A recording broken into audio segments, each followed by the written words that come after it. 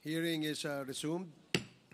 The parliamentary status is that before the chair declared the suspension, there was a motion to cite in contempt former Mayor Tumang.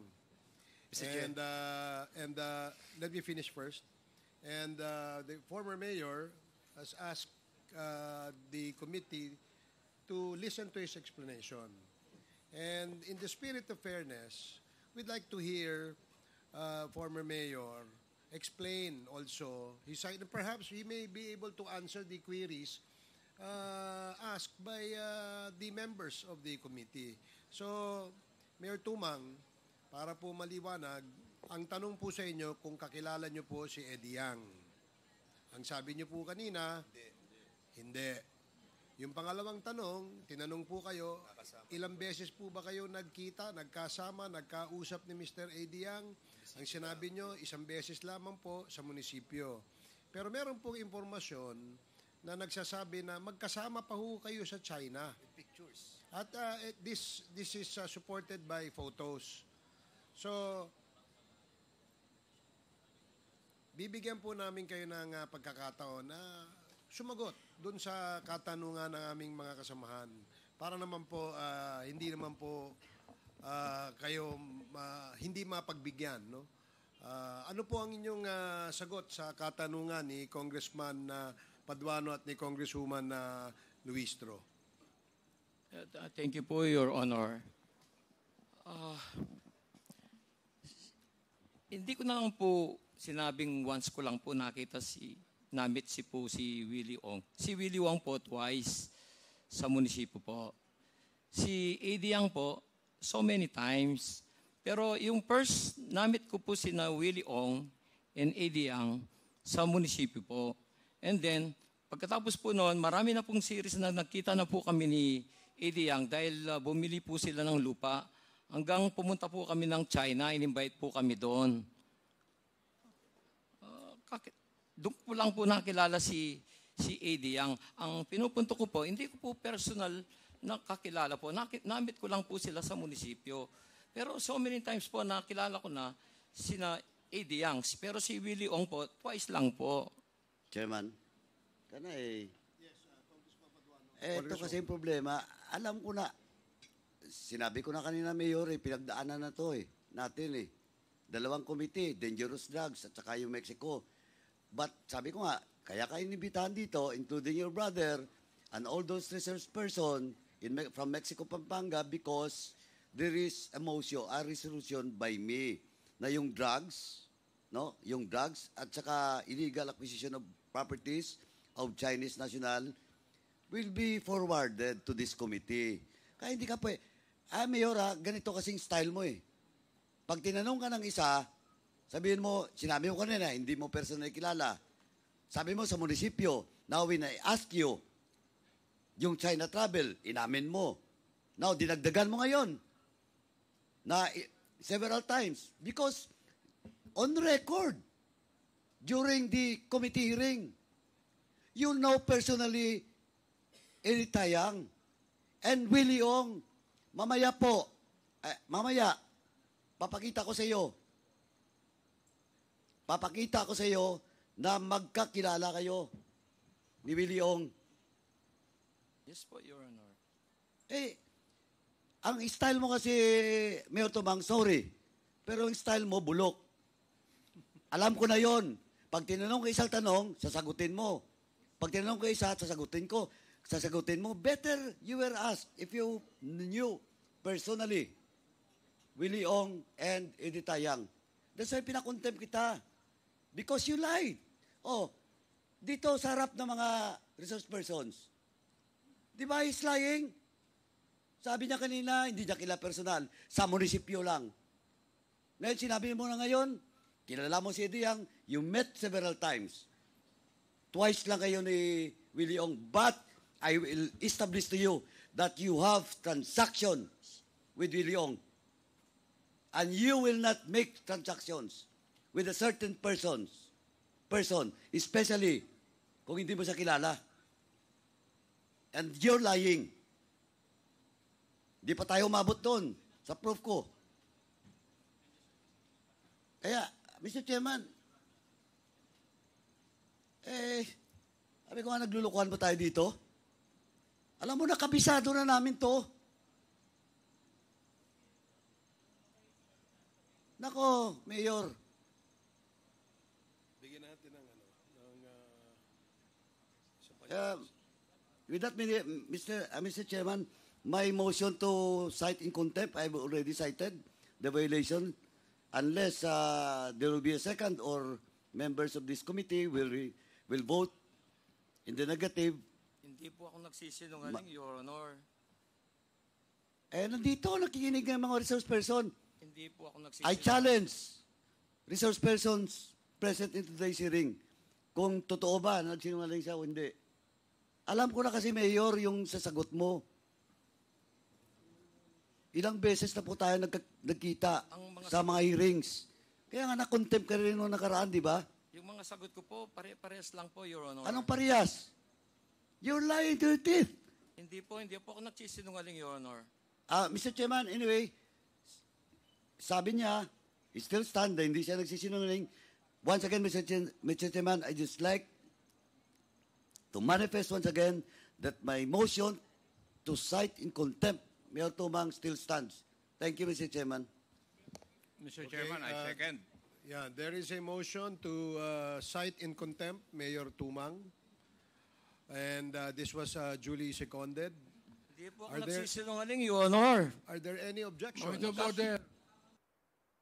Point of order.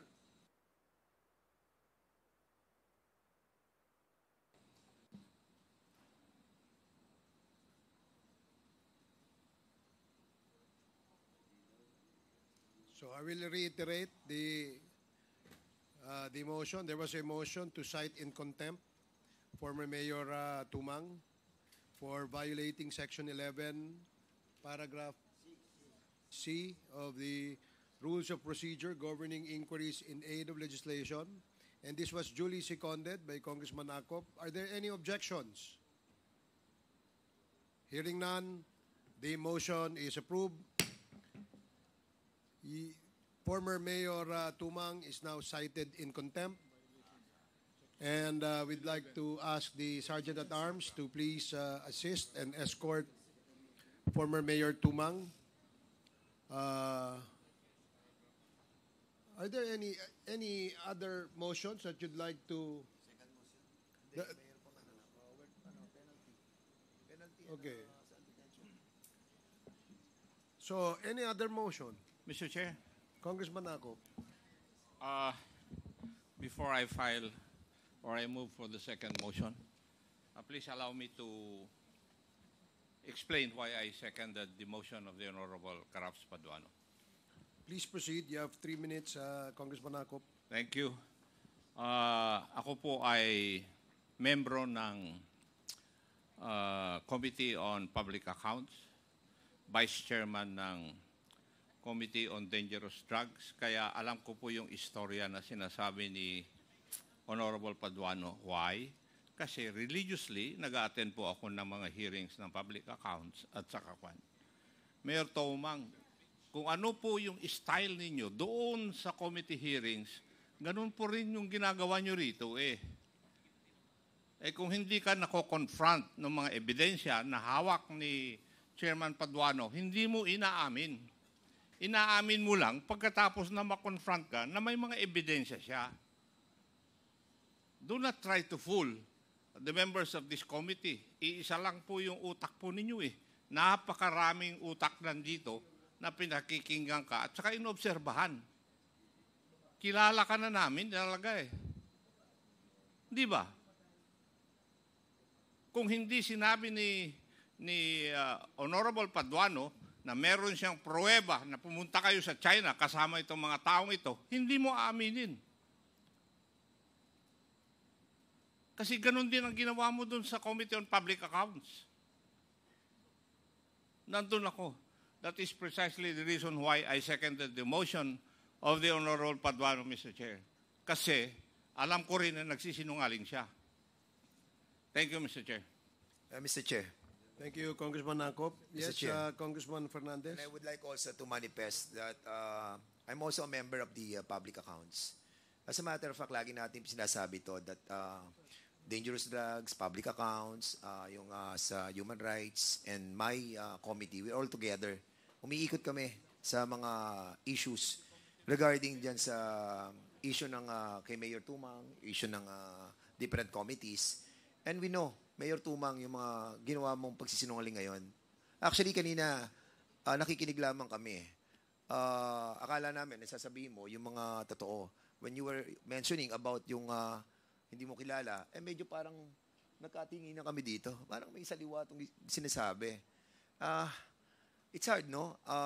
Sana wag po kayo magpaawa, no? Dahil hindi kami maaawa sa inyo, dahil hindi po kayo nagsasabi ng totoo. Your Honor. But of course, let me finish.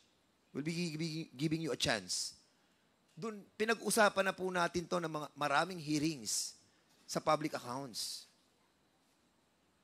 And we have a lot of evidences showing you yung pinakita namin mga pictures and even manifested by the different resource persons.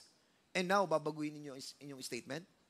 And that's the reason why hindi ko na po matiis. Kanina, I was trying to ask Chairman Paduano to reconsider and to withdraw and give you another chance.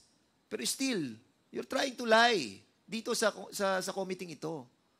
We elevated your issue on this Quadcom para sabihin mo yung mga sinabi mo doon at i-manifest mo dito. But unfortunately, hindi mo po ginagawa. Yun lamang po, Mr. Chairman.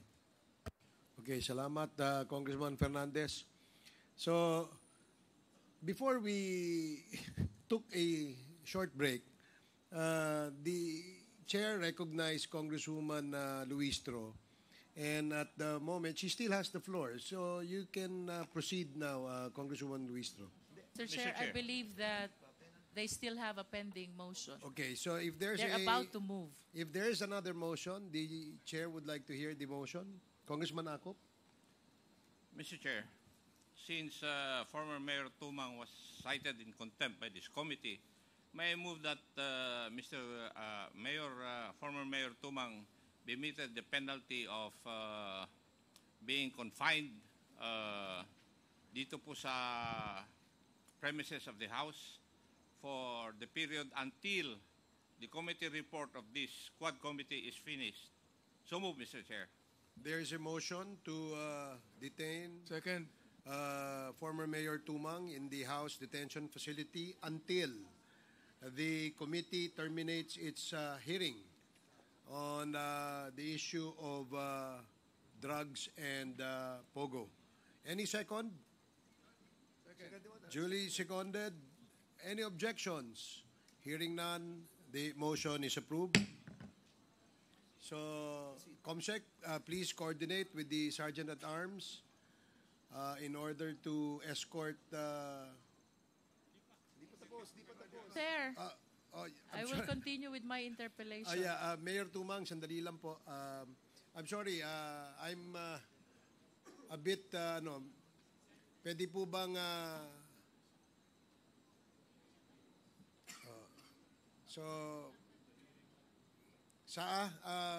there's still questions that will be asked by Congresswoman Luistro. So, mari po bang makapag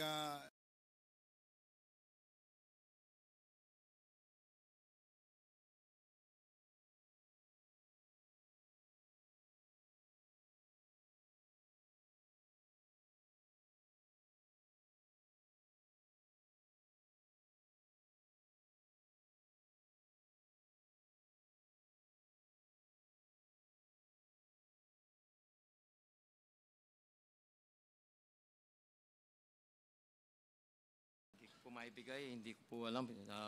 Tignan ko po sa documents na sa pag-purchase po ng lupa. You cannot give even the approximate year or at least your term? Yan po ba ay during your first term, second term, or third term? I think if you will make reference about your term in office, you'll be able to come up with an approximate year. Probably po, siguro po second term. And if it is second term, kailan po ba yung second term nyo?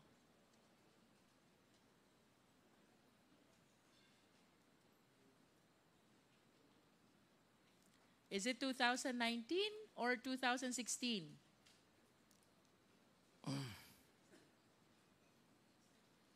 Mahirap po bang tandaan yung term? Mga 2020 po, siguro. 2020. So, Not sure po.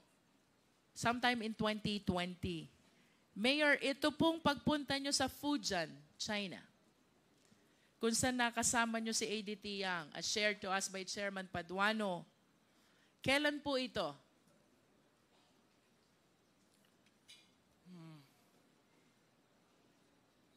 Is it during your first term Hindi or ko na- second term? Siguro po, first term. First term. Paano po mangyayaring first term yon? Eh kung yung first time na pinuntahan kayo sa munisipyo is 2020, second term, ibig sabihin hindi nyo pa kilala. Si Willie Ong po yung First visited you in the Municipal Hall 2020. yes po, si AD Ang po yung kasama namin pumunta po ng China. First term. So this is 2016 to 2019. Siguro po 2018. So this is 2016 to 2019. Siguro po 2018 ganun po. 2018. 17 or 18. When did you actually met for the first time ADT Yang? Kailan niyo po siya unang nakilala? Approximately po siguro to 2018 or 2017 po ganun. 2017. Bago po kayo nagpunta ng Fujian, China, along with ADT Yang and the other Chinese nationals, where you executed a contract with the mayor of Zhangzhou, Fujian. Ilang beses nyo na po na-meet at nakausap si ADT Yang? Bago po pumunta po ng China, Yes, Mayor. marami na pong beses po, Your Honor. Marami na pong beses. So, this goes to say na talagang you personally know ADT Yang. Ilang beses po? Approximate number, Mayor. Hindi ko po maalala po. The reason why I am asking this question, Mayor Tumang, because I find it strange na sasama kayo sa Fujian, China, along with the Chinese nationals, if you do not personally know and you do not personally trust ADT Yang. Gaano nyo po kakilala si ADT Yang para sumama kayo sa Fujian, China, where you executed a contract with Zhangzhou, with Mayor Wang of Zhangzhou, Fujian? In-invite po kami, hindi lang po ako kasama po yung mga konsyal nun. Tama pa po yung former Vice Mayor po, si Jonathan Pangan. I understand, Mayor. Can you please enlighten us? What is this two countries twin park project all about? Sorry po, Your Honor. Ano po itong two countries twin park project which you executed with the mayor of Zhangzhou, Fujian, when you were with ADT Yang? Wala pong, hindi po makuha yung, wala po kami project na, nin-invite lang po kami doon, pinakita po yung waste to energy. Ano po yon, Mayor? In-invite po kami doon para pakita lang po yung waste to energy. What was shown to you is a waste to energy Yes po, Your Honor. project. Yes po, Your But Honor. you belie having executed this two countries twin park project. Ganun po ba? Wala po akong, in-invite po kami doon dahil gusto po nilang mag-invest ng waste to energy doon po sa Mexico. Kaya Sa Mexico, Pampanga. pinakita po sa amin yung waste to energy doon sa China po. Okay. So, natuloy po ba itong waste to energy project sa Mexico, Pampanga? Sorry po, Your Honor. Natuloy po ba itong waste to energy Hindi project po, Your in Honor. Mexico, Pampanga? Hindi po, So, Your Honor. ibig sabihin po, yung pagkabisita nyo sa Fujian, China, it did not materialize to any project in Mexico, Pampanga? Is that what you wanted to say? Hindi po, Your Honor. Wala pong nag-materialize. But since the reason why you visited Fujian, China is because of the invitation of ADT Yang, can you please enlighten us more Ano ho ba yung sinasabi niyong maraming beses niyo na siyang na-meet at nakasama? Even before this trip to Zhangzhou, Fujian. Nung pong nagtatanong silang mga binibili nilang lupa. Yun lang. Like how many times were you able to meet with him about acquisition of land? Ilang beses niyo na Hindi po ko po sila ma-recall, nakita? Your Honor. Would it be more than 10 times? Hindi ko na po kayang mag-elaborate po ng mga question niyo. Yun, masaba na po yung pakiramdam ko. Mr. Chair, the resource person is manifesting that he's not feeling well. Okay, may we ask the House Doctor to please check on 1 minute suspension. Pakibigyan nyo nga ng tubig muna si Mayor.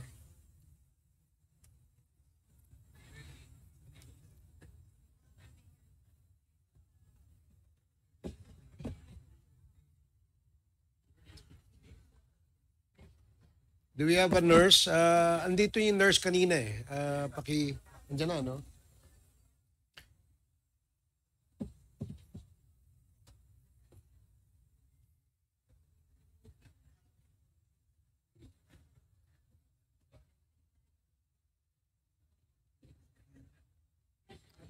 Nakakain na po ba kayo, Mayor?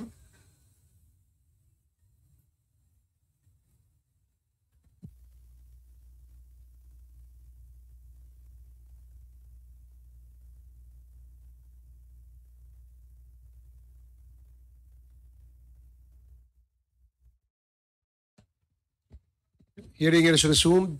So in the meantime, habang nagpapahinga si former Mayor Tumang, we can proceed with the other resource persons. Congresswoman Jinkri, if you're ready, you can ask other resource persons. Yes, Mr. Chair. Please proceed.